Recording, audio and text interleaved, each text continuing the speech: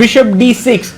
He keeps his knight on the d7 square, develops his bishop, preparing short castling. Also can get the queen out and angle towards Hikaru's king side. Hikaru Nakamura plays his queen up to e2.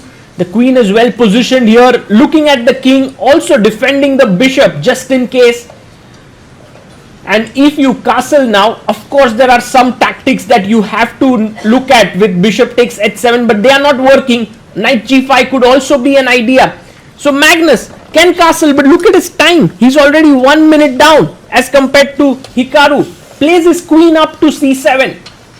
And now this bishop and queen battery is looking in that direction, although the pawn is comfortably defended by the knight. At some point Hikaru has to decide how to meet it, because Magnus's main idea is to play c5 here. If he gets that, he would be doing pretty fine. And this bishop and queen battery is also pretty strong. So a very good idea here is put the bishop on g5, bring it to h4 and then to g3. It's not an easy idea to think about, but it is very interesting. Other plans can include going a3 followed by b4, gaining space, but you are not really stopping the c5 move as such. And that's the reason why Hikaru has taken a good solid minute here to figure out what he should be doing. And he plays his bishop to g5. Excellent move. Magnus pushes the bishop away. The bishop goes to h4 and now he castles it out. So very stable play by both sides. Now c5 is really on the cards at some point. Although when you play your pawn up to c5, you do have to look at d5 options for white getting a passed pawn. And right now Hikaru has gone 10 seconds below Magnus's time, but he still has 3 minutes 20 seconds. It's a question of where do you want to put your rooks. C1, D1, he goes rook A, D1. And that means his other rook will most likely go to E1 square.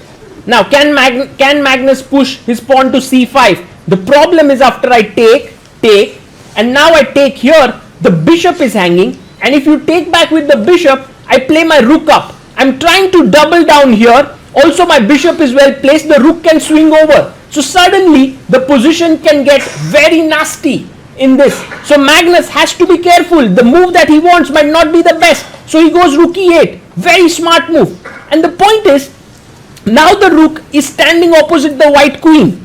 Hikaru quickly plays his bishop to g3. That is a very logical move by Hikaru. And Magnus chops it off. And Hikaru was instantly going to take h takes g3, because you know when you capture towards the center, it's always very logical, but now he takes his time. He's like, if I take with the f pawn, my rook will open up here. And also notice that Magnus has moved his rook away from f8. So perhaps the f7 point is slightly soft. Can I take it? And that's the reason why Hikaru is actually considering to take with his f pawn. That would be a very unconventional decision, and he takes it. Amazing. But now Magnus is doing pretty well. Okay, if you are Magnus in this position, what would you do? Think about it. One idea clearly, which really is calling itself out, is to play c5. Because then after bishop b7, queen b7, there's no bishop also hanging on b6. I really like this move c5. Okay, if you don't want to activate your bishop, what else would you do? Of course e5. e5 looks also a phenomenal move and black is doing fine. The other option can also be f5, because then the bishop has to go back, and next move you open this up with c5. So there are so many attractive options for Magnus Carlsen that I guess he's a bit confused there. He definitely understands that his position is good, but look at his time. He's down to 2 minutes 15 seconds. Generally Magnus does not think so much. He sees a good move, he makes it. But here somehow he is not very sure in which way to continue. c5, e5, and you can see there he wanted to push his pawn, but now he just waited in his tracks. There's something about this position he does not like. Is it that c5 is met with d5? It can't be. It just opens up the rook to the queen. That's a terrible move. Well then why not c5, Magnus? No, he goes rook a d8. And this actually gives Hikaru some attacking possibilities. You know how? He can go g4, and his idea is next move to go g5. Imagine you make a waiting move. I simply push Knight jumps in, rook is here, bishop is here, queen is here. It would be insane attack. Will Hikaru push his pawn forward with g4 and g5? That would be a very big attacking possibility for him. Also, he can go b4 because that move simply stops in some way the move c5. But Hikaru also taking his time. Both players are actually finding this position slightly tricky to move forward, and that's the reason why they are taking quite a bit of time. Hikaru down to 2 minutes, and now Magnus has 1 minute 46 seconds. What is Hikaru thinking? Because his rook is well placed. Is he thinking about moving his knight to e5? Could be possible. Could be possible to play knight e5, but that also doesn't seem right somehow. You know, you go with your knight here, I simply take, I exchange the rooks. It doesn't look great. You're exchanging pieces. White has many weaknesses. Well, Hikaru down to 1 minute 30 seconds. He needs to make a move. Oh my god, he sacrificed a pawn. He's gone c5 and he tells Magnus, your bishop is really bad. But Magnus says, I don't care. And instantly he goes g4. Oh, now I get the idea. The idea was to shut down this bishop so that he cannot exchange it. Keep your bishop on this square for a few moves and go g4, g5. Wow, that was the idea of Hikaru Nakamura. Although the engine seemed to hate it, I think with just 1 minute 20 seconds, it's a perfect decision. Now Magnus has a great defense. You take the pawn, and when he pushes here, oh, he took it, and Hikaru pushes forward. Now Magnus must find knight c5 because that prepares bishop a6. It's not an easy move because you take here, bishop a6, black is actually really better here.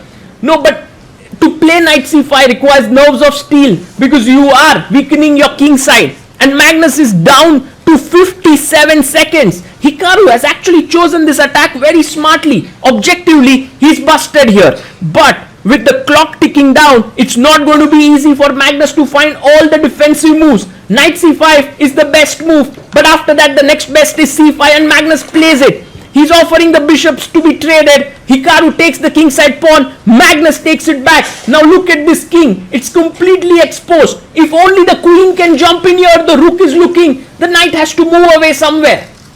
But how do you do? The other rook can also swing over this way. He goes knight d2. Very interesting move. Because now the queen is coming up, the rook is looking here, but black has a very powerful move, f5. Can Magnus find it? Yes, he finds it. He's completely winning this game. And Hikaru Nakamura in big trouble. Now, if you were to take here, queen takes and move in with your queen. A simple move is knight f6, bringing your queen in here. But Hikaru goes directly queen h5. And he's telling Magnus that if you take this piece, then after queen g6, it's a draw. It's a draw in the position. So Magnus goes knight f8, opening up his queen to this rank. What is Hikaru going to play now? He takes on b7. Magnus takes it back. Magnus has currently 2 extra pawns in the position, and if he gets his queen here, it would be game over. But look at Hikaru. He's swinging his rook over here. Magnus has to find rook e7, which is the best defense, but he goes king h7. And now can Hikaru find this killer blow knight e4? The point is, if you take with the pawn, that is rook f7, finds it. What a move by Hikaru Nakamura. You can't take here because this is checkmate, king h8, rook g3. It's a checkmate here. And if you were to take with the pawn, rook f7 is game over. What a move. Hikaru finds an amazing move. Magnus goes rook e7. He's clearly in trouble with 13 seconds left. Now Hikaru has many options. He can swing his rook over here. He can go knight g5 check. Maybe even knight f6 check is in the air. There are many options. What does he do? Look at Hikaru. He's just trying to figure out if there's a killing shot there. Knight g5 check. King comes to g7, brings his rook forward. Whoa, this is looking like a clear mating attack. But Hikaru can't find the mate. He's trying his best. Should he take with the queen? Should he take with the rook? What should he do? Because rook takes king f6. In fact, the black king is running away. If you even give this check, the king can come up right out in the board. No, he takes with the queen. King f7, check. King up, check. And you can see Hikaru, he can't find more than a draw. He's shaking his head. He's like, no, there should be more here. There should be a mating attack. Maybe rook g8. Somehow rook g7 check. No, he gives a check. Magnus brings his king up. The position is in fact a draw. Gives a check and agrees to a draw.